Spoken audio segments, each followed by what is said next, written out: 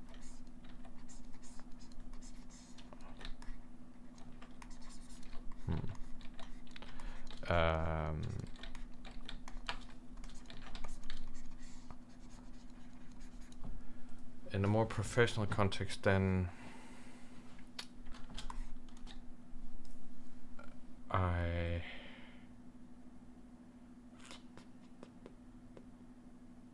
think I was always pursuing being able to draw characters fast because I like drawing characters, and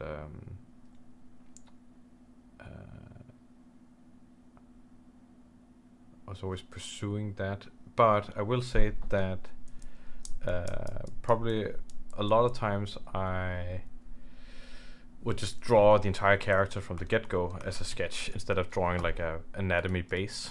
And there's a couple of advantages and disadvantages. So, okay, my tablet is going crazy right now. Like at some point I would definitely like, you know, you're like drawing a full character, like right here's the cloth and here's the arm there and he's holding that kind of thing, and here's the you know, drawing the full character as a sketch. I still do that from time to time, and it's very, very, very viable. The thing is that when you're designing something like this, then you tend to think very big picture, like very big picture. You are like just thinking about the whole feeling of the character, like on first impression, and that's really, really good. That's always like a really good thing to think about. And when you need to solve that, like solving what it should feel like, then this is the right way to do that. Like think as big as possible. Just think about everything at once. If you can get color in there, think color. You know, like it's the silhouette, all those things, the read. If you need to figure that out, like what's the right feel, then this is the way to do it. However, the more proficient I got, the more my style of drawing went into figuring out this like shape feeling kind of stuff in my head. So like I'm doing all these like shape feeling iteration stuff in my head before I start drawing. Right. So if all this kind of stuff is figured out and solved, then I don't need to do it on the character because I feel pretty confident what it is I'm going for. So more and more I'm planning out the entire drawing and character in my head, and then when I'm drawing I'm actually just executing. I hope this makes sense, but when that is the case, then I would rather lay a really solid foundation for everything else I have to draw, because when I'm doing a foundation like this, then I'm like, okay, then I know that the pose and the anatomy and the perspective is going to be good and solid. So that means that when I have to do cloth and assets and these kinds of things, I can spend the time designing those things properly and like dimensionally around the character. And I always create, I think, more like actually more interesting cloth, like fashion design, when I have a good mannequin to dress, versus like doing like really big shapy stuff. I would definitely say I make more like, you know, I make a little bit more visually striking things when thinking like really, really big shape. But at the end of the day, like the stuff we make has to function at some point, right? Like I'm making it so that it could be used as a character asset or something like that, right? It has to function, and I make a little bit better like fashion, drapery, like volumetric decisions when I do this kind of things. So I would say that it's something that for the past 4 years I've been really like honing and practicing, where before that maybe I would have been a lot more shapy. I like that. I still do shapy stuff once in a while, but now I am I'm doing this more and more and more. I just did it like today actually. Like so I'm doing this like character here for Black Horizon, and basically the base for the character looks like this, right? So I drew all this base, and then I did like a layer of drapery like this. So like that's the inner layer, and then here's an outer layer. And when I'm doing it like this, then I get all these like kind of interesting, like the layers become a lot more interesting, and the intersections and the folds and stuff, and it starts feeling a lot more like a real cloth. That's not what it's supposed to be there. yeah, and you can still make good design decisions. Like I had this very vividly in my head. It was like, okay, it should look like this, but the way that the cloth came together when I have a mannequin, it just worked better.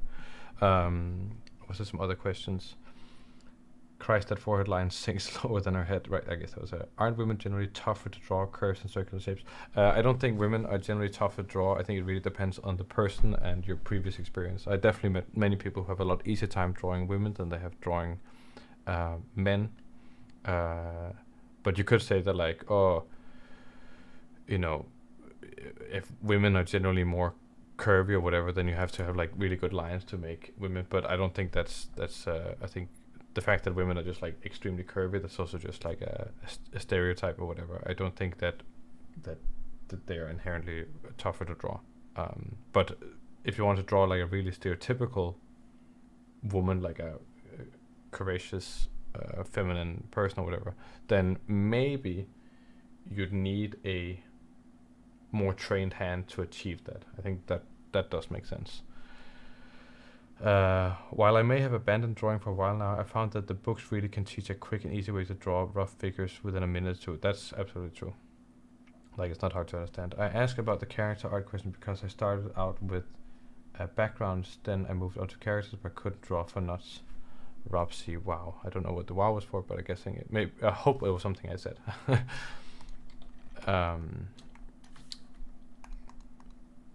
Right. Drawing is a tricky beast. I've done both backgrounds and characters, and I think drawing is a lot is harder. I think it just is, and it takes longer to learn. Because it kind of requires a good. It requires motorics, like of the hand. It's almost more like a sport, like learning a sport where background it doesn't require you to train your body as much. It requires like knowledge and skills and techniques, where drawing is like especially like drawing figures, it's a combination of like motorics and also the knowledge and the thing. So that's the aspect of it that makes it a bit more tricky. And it takes longer to learn. It just does. Like you know.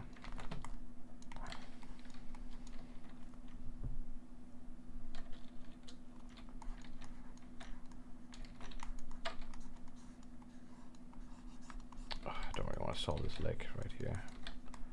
Okay, let's see what we can get. We can get shit. Maybe I should just sketch out kind of this stuff like this.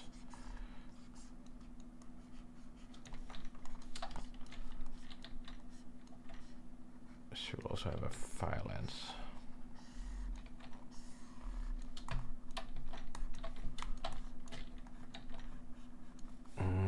Really feeling this character that much. Maybe I think I need to change the pose here.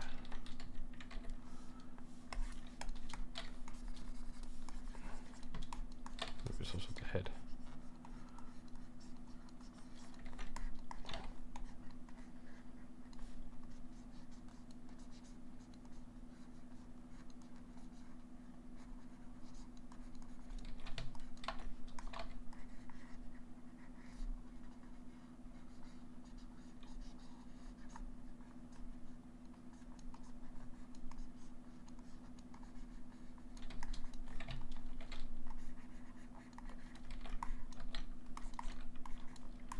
I kind of like this attitude a lot more. It's not very medieval, but it just kind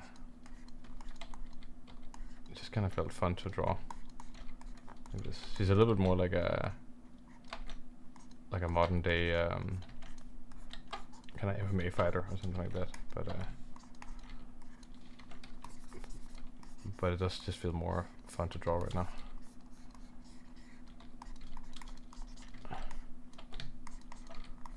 And then we're gonna do it like that. Maybe we can still make it work.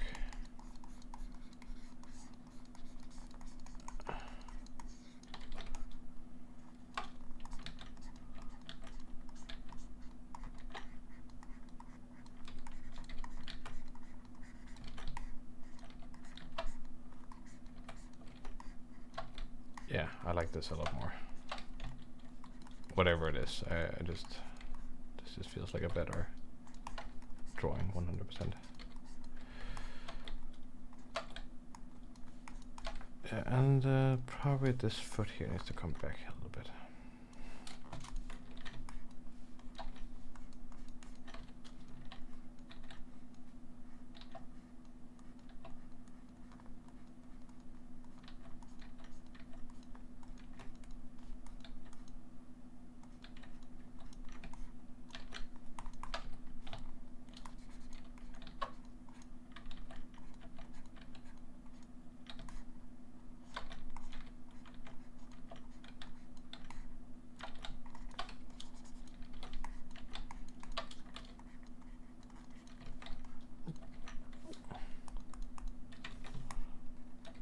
Yeah, that's pretty good. That is pretty good.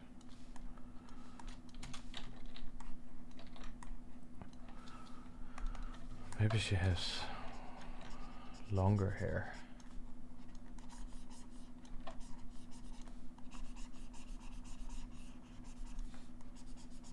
Yeah.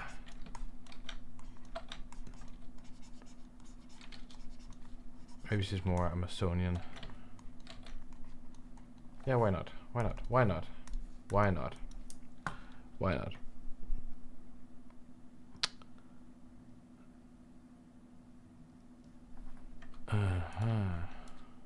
Oh, okay, Rob, see, that was the design process. I think the layering design process is... It can be slow and tedious, but if you know what you're doing, then you will get some really good stuff sometimes. Like I did this one layered also. I think maybe I have the file here. It'll open. It's just slow. There we go. So this one I did completely layered everything, and that's kind of why it gives you something that other stuff doesn't give you. This is like 3 years old now, but I can kind of show you where it started. It's kind of like, you know, doing like a constructed model. Like, oh my god, I've gotten so much better at constructing now. That's nice. You can see I've done all these different layers here separately, trying to layer everything on top, and then finalizing the drawing like that. Then figure out those things, and then etc, etc, etc. And these are things that you kind of get for free by doing 3D.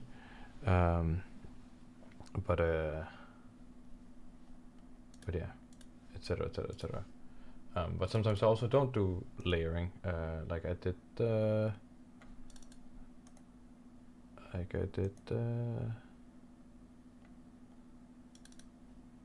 this stuff here is just like kind of drawn, you know. And she's a little bit of a similar character to this here, right? Kind of like a tomboy or something like this.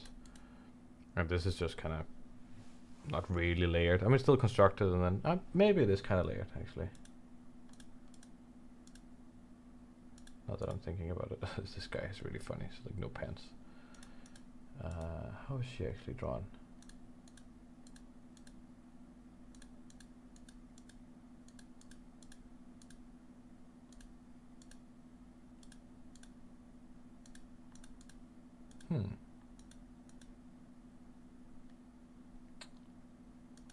Yeah, I don't know.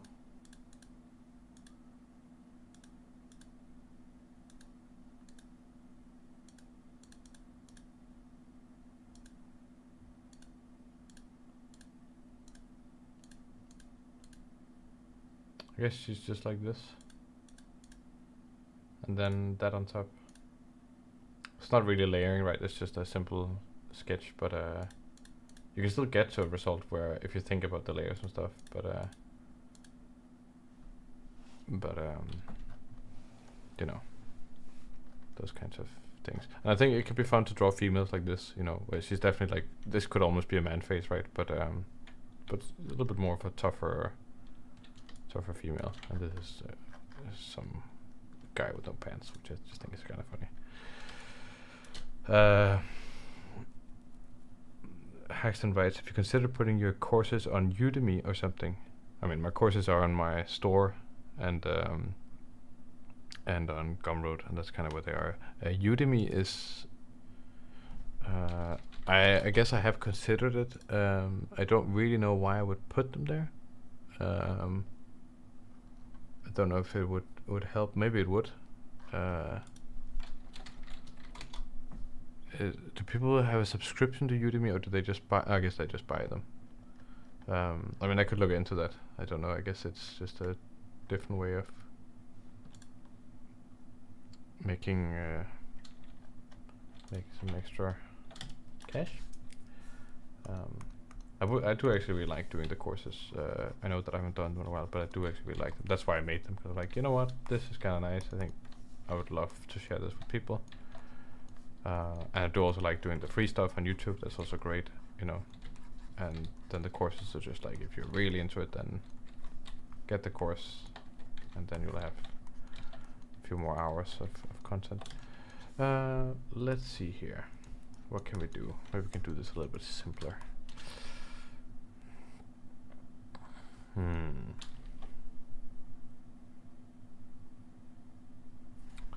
What kind of...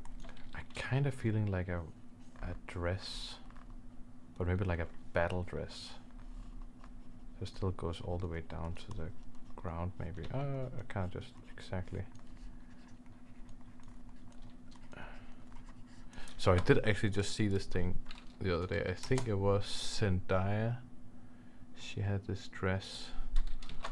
Zendaya, if I search Zendaya. Yeah, she had this dress here, which is like armor basically. And that's a little bit interesting. Like, it's a little bit too modern and kind of fashionista like, but there's some things that could be borrowed from this look. I kind of like the it's kind of interesting.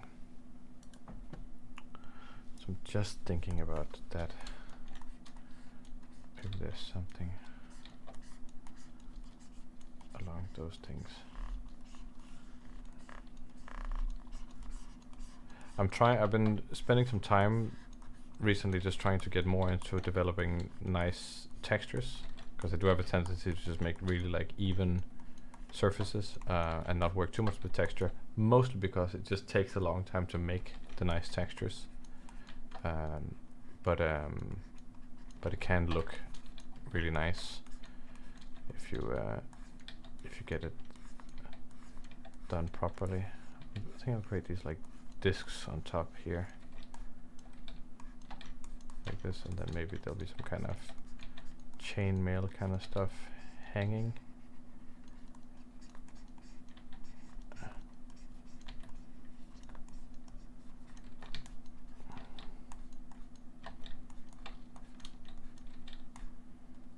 Maybe she's like a warrior who has to like dress up for some kind of ceremony. I do actually scale plating dress. That does sound kind of cool, Rodrigo. I do have these characters in Iron Tail called the Flying Furies, which probably is stolen from somewhere. Any case, basically the way the magic system works in Iron Tail is that you use this metal called black iron, and black iron lets you kind of connect with this wraith world, which is just kind of a spirit world, and you can tap energy from the wraith world through this metal. You can technically tap through it through other metals also, but it's just so weak so that it's barely noticeable. But with black metal you can tap into it, then you can borrow that energy and convert it into something. So you have to use black metal basically to do something. But one of the things you can do is that you can kind of you can enhance a certain effect. So if something is moving, you can enhance that movement by injecting some of the wraith magic into that movement. So these specific warriors called the Flying Furies have evolved, and basically the way it works is that you have a controller. You have two people. You have a pair. You have the mage was not actually magic. They're using black iron. Like here's the black iron. You have the mage, and then you have the Furies.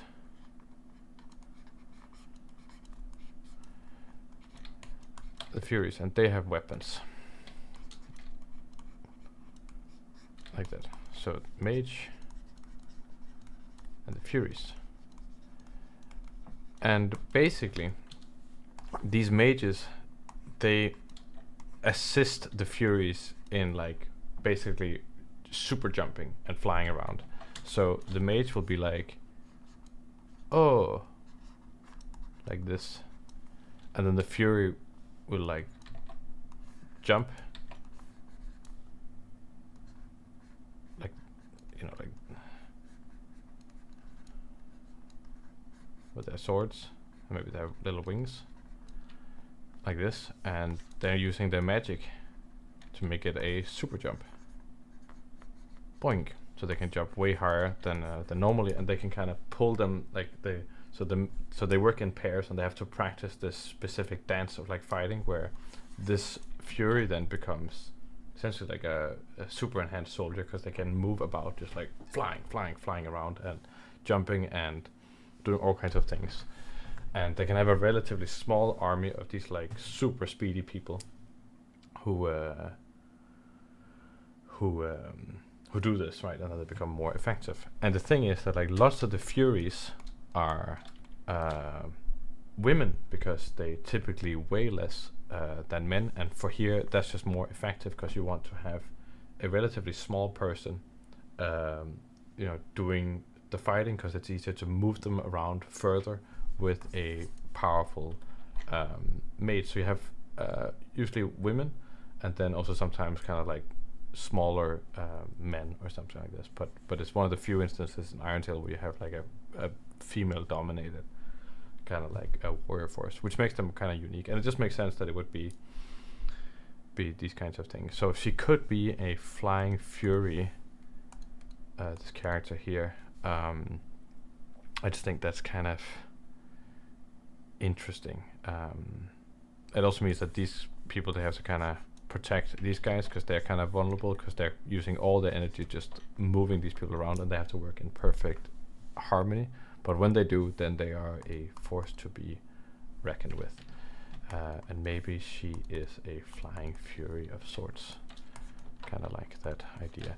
And my idea was that I kind of saw this thing, they're called the Flying Hussars, I think. Yeah, so these, are they Hungarian? Polish? They're Polish? Polish, okay. Polish, I didn't know they're Polish. Okay, cool. They're like Polish soldiers, you know, or like cavalrymen, and they kind of had these like wings on the back of their armor, and it just made them, you know, look striking, etc. And I thought they could do something similar, like these Flying Furies. They could have like kind of metal wings on the back, not because they actually help them fly, but you know, it adds to the character. So maybe she has some kind of wing-like structure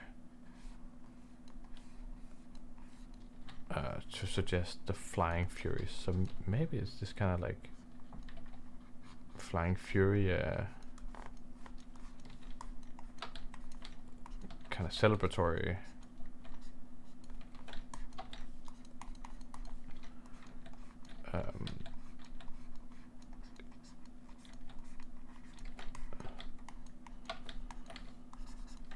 clothing.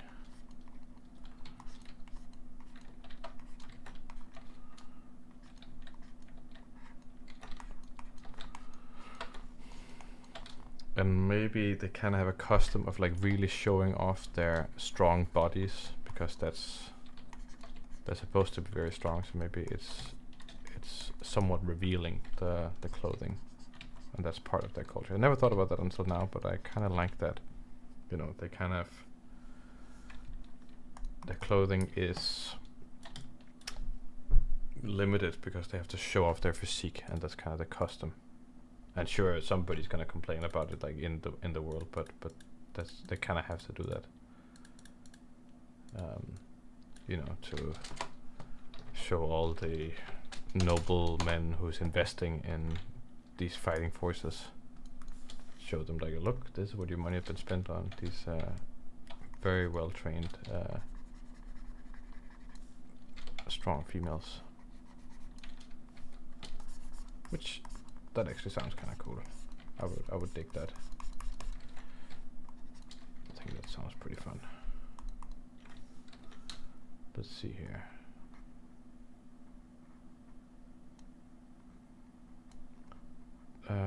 Oh, where are they actually placed? I forgot. I think they are technically a little bit more on.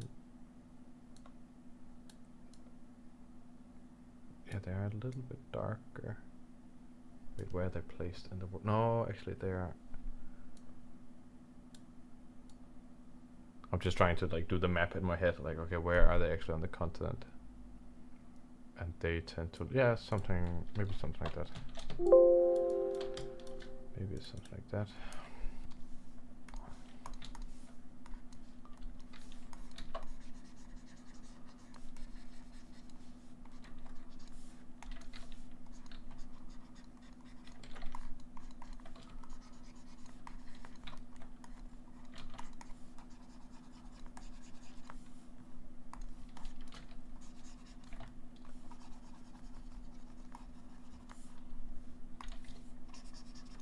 Let's see here, like that.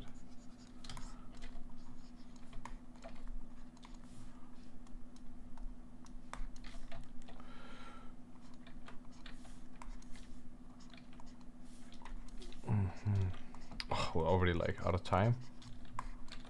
I was just like kind of getting into it. Okay, I'll go for another 10 minutes and then we'll call it a day. Didn't manage to draw super much in this last one, but I did develop a bunch of ideas that I had thought about before, so that actually, I'm super stoked about that. Like this whole thing here, I'm just like, yeah, that is kind of cool.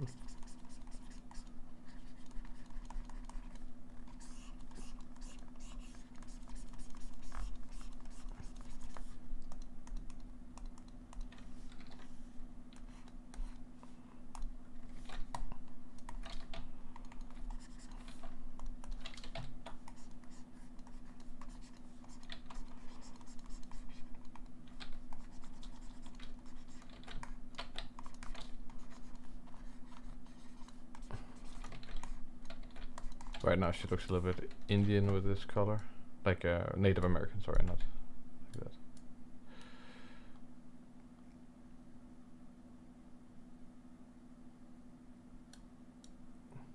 Not that that's a bad thing, it's just more, that's what it kind of looks like.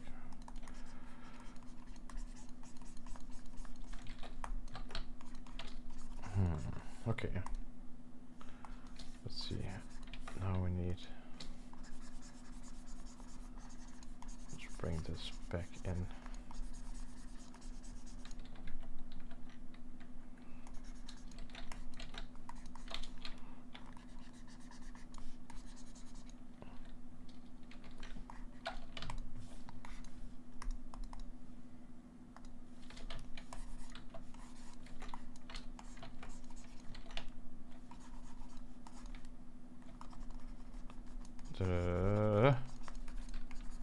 Something.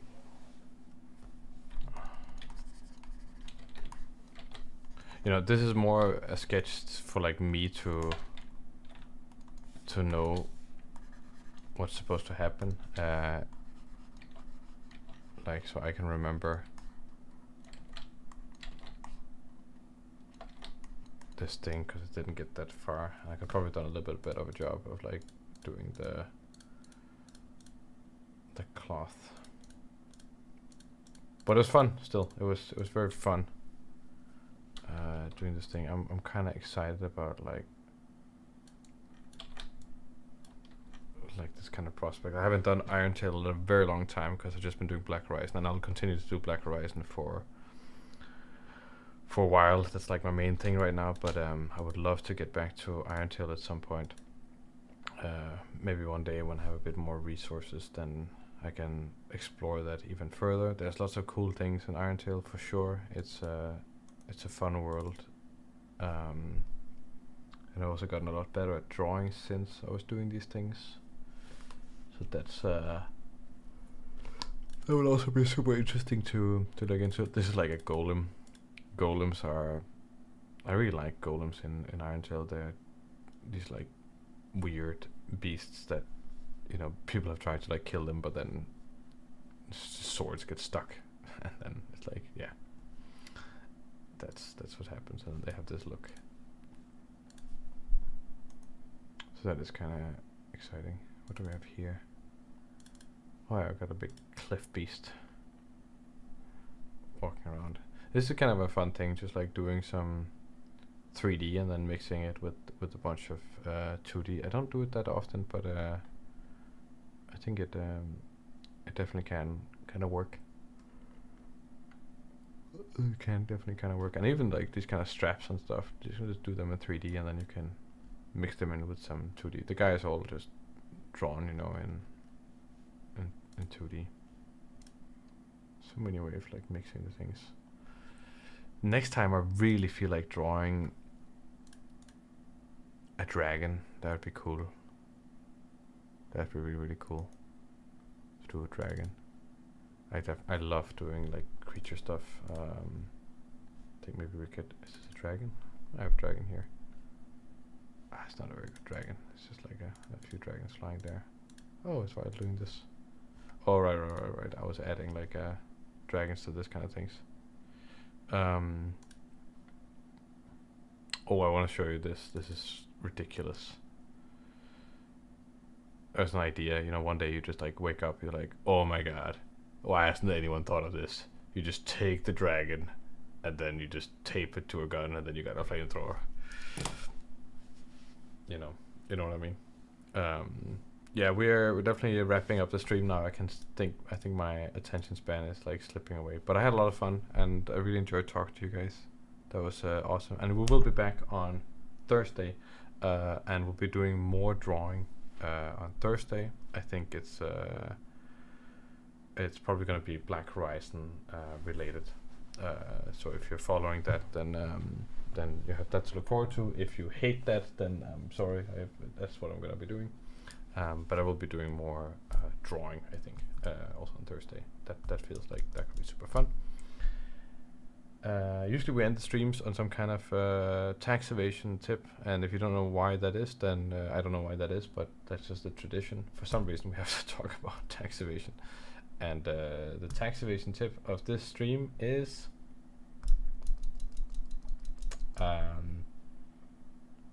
take a bunch of psychedelics, and then when you're actually doing your taxes, you'll be seeing something different, and then it feels like you evaded your taxes. So it's not actually evading your taxes, but you won't have to deal with the stress of doing your taxes because you're on psychedelics. Tax evasion. There you go. So for anyone who knows why that is, then enjoy. For anyone who's like, what the hell, then you can watch some of the other streams, then you'll know. Either way, thanks to everyone who stuck around watching. Thanks to everyone who was active in the chat. It was mighty fine of you. I hope you will join for next time. I will have a bit more energy next time. I will be doing something super cool, hopefully. But thanks for now, everyone. Enjoy your evening, and see you.